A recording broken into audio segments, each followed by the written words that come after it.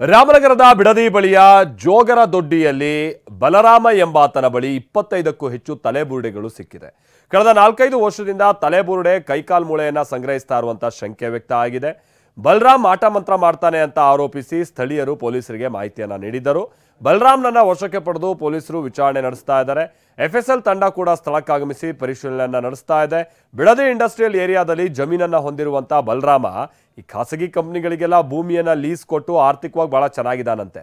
ತನ್ನದೇ ಜಮೀನಿನ ಹಿಂಬದಿಯಲ್ಲಿ ಶೆಡ್ ನಿರ್ಮಾಣ ಮಾಡ್ಕೊಂಡಿದ್ದಾನೆ.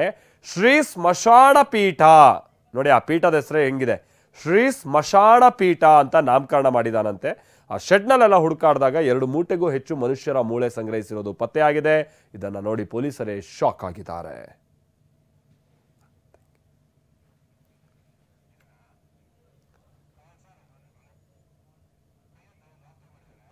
ನಾವು ಪ್ರತಿನಿಧಿ ಸೈಯದ್ ಇದಕ್ಕೆ ಸಂಬಂಧಪಟ್ಟ ಹಾಗೆ ಒಂದು ವರದಿ ಕೊಟ್ಟಿದ್ದಾರೆ, ಬನ್ನಿ ನೋಡ್ಕೊಂಬೋಣ.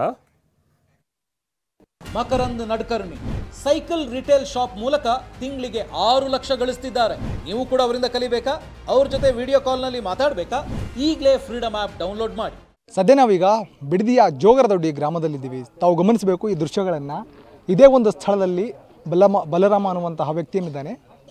ಒಂದು ಸ್ಮಶಾನಕಾಳಿ ಪೀಠ ಅನ್ನುವಂಥದ್ದನ್ನು ಮಾಡ್ಕೊಂಡಿದ್ದಾನೆ. ಈ ಸ್ಮಶಾನಕಾಳಿ ಪೀಠ ಅನ್ನುವಂಥದ್ದನ್ನು ಮಾಡಿಕೊಂಡು ಒಳಗಡೆ ಸಹಸ್ರಾರು ಮೂಳೆಗಳನ್ನು, ಮಾನವನ ಮೂಳೆಗಳನ್ನು ಇಟ್ಟುಕೊಂಡು ಸಂಗ್ರಹ ಮಾಡಿರುವಂಥದ್ದು. ಆ ಮೂಳೆಗಳು ಎಲ್ಲಿಂದ ಬಂದವು, ತಲೆ, ಕೈಕಾಲು, ಬುರುಡೆಗಳೆಲ್ಲವೂ ಕೂಡ ಸಹಸ್ರಾರು ಸಂಖ್ಯೆಯಲ್ಲಿದೆ. ನಿನ್ನೆ ರಾತ್ರಿ ಕೇವಲ ಒಂದು 25ರಷ್ಟು ಮೂಳೆಗಳಿದ್ದಾವೆ ಅಂತ ಹೇಳಲಾಗ್ತಾ ಇತ್ತು. ಆದರೆ ಇನ್ನೊಂದು ಬಾಗಿಲು ತೆಗೆದಾಗ ಪೊಲೀಸರು ಕೂಡ ಭಾಳಷ್ಟು ಶಾಕ್ ಆಗಿದ್ದಾರೆ.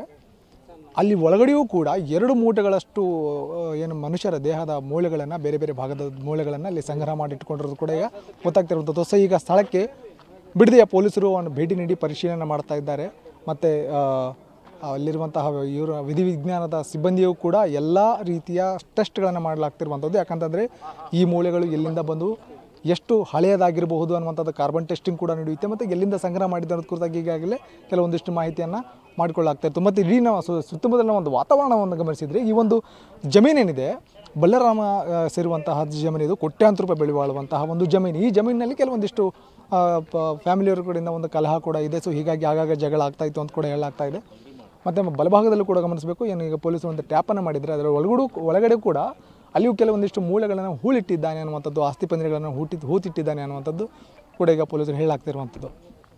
ಸೊ ಊರಿನ ಭಾಳಷ್ಟು ಜನರು ಕೂಡ ಬಂದು ಇದನ್ನು ಬಹಳ ಕೌತುಕದಿಂದ ನೋಡ್ತಾ ಇದ್ದಾರೆ. ಯಾಕಂತಂದರೆ ಇಂಥ ಯಾವುದೇ ರೀತಿಯ ಘಟನೆ ನಡೆದಿರಲಿಲ್ಲ ಈ ಹಿಂದೆ. ಯಾಕಾಗಿ ಈತ ಇಷ್ಟು ದೊಡ್ಡ ಮಟ್ಟದ ಒಂದು ಮೂಳೆಗಳನ್ನು, ಮನುಷ್ಯರ ದೇಹದ ಬೇರೆ ಬೇರೆ ಭಾಗಗಳನ್ನು ಇಲ್ಲಿ ತಂದು ಸಂಗ್ರಹ ಮಾಡ್ತಿದ್ದ ಅನ್ನುವಂಥದ್ದು ಕೂಡ ಪ್ರತಿಯೊಬ್ಬರಿಗೂ ಕೂಡ ಇಲ್ಲಿ ಪ್ರಶ್ನೆ ಆಗಿದೆ. ಅಷ್ಟೇ ಮಾತ್ರ ಅಲ್ಲ, ಮನುಷ್ಯರ ಮೂಳೆಗಳಿಂದ ಮಾಡಿರುವಂತಹ ಮಂಚವನ್ನು ಬಳಸ್ಕೊಂಡು ತಾನು ಮಲಗ್ತಾ ಇದ್ದ. ಮನೆಯಲ್ಲೂ ಕೂಡ ಊಟ ಮಾಡ್ತಿರಲಿಲ್ಲ, ತಾನೇ ಇಲ್ಲಿ ಬಂದು ಊಟ ಮಾಡ್ತಾ ಇದ್ದ ಅನ್ನುವಂಥದ್ದನ್ನು ಕುಟುಂಬಸ್ಥರು ಹೇಳ್ತಿರುವಂಥ ಮಾತು. ಸೊ ಹೀಗಾಗಿ ಈ ಒಂದು ಪ್ರಕರಣ ಏನಿದೆ ಭಾಳಷ್ಟು ದೊಡ್ಡ ಮಟ್ಟದ ಒಂದು ಕುತೂಹಲವನ್ನು ಒಂದು ಕಡೆ ಕೇಳಿಸಿದರೆ ಸ್ಥಳೀಯರಿಗೂ ಕೂಡ ಒಂದು ರೀತಿಯ ಗಾಬರಿ ಆಗಿದೆ. ಸೊ ಹಾಗಾಗಿ ಯಾಕಾಗಿ ಈ ರೀತಿ ಮನುಷ್ಯರ ದೇಹಗಳನ್ನು ಸಂಗ್ರಹ ಮಾಡ್ಕೊಂಡು ಏನು ಮಾಡ್ತಾ ಇದ್ದ ಅನ್ನುವಂಥದ್ದನ್ನು ಕೂಡ ಈಗ ಜನರು ಭಾಳಷ್ಟು ಪ್ರಶ್ನಾರ್ಥಕವಾಗಿ ನೋಡ್ತಾ ಇದ್ದಾರೆ. ಕ್ಯಾಮ್ರಾ ಪರ್ಸನ್ ಸಂದೀಪ್ ಜೊತೆ ಸೈಯದ್ ನಿಜಾಮುದ್ದೀನ್, TV9 ರಾಮನಗರ. ಸದ್ಯ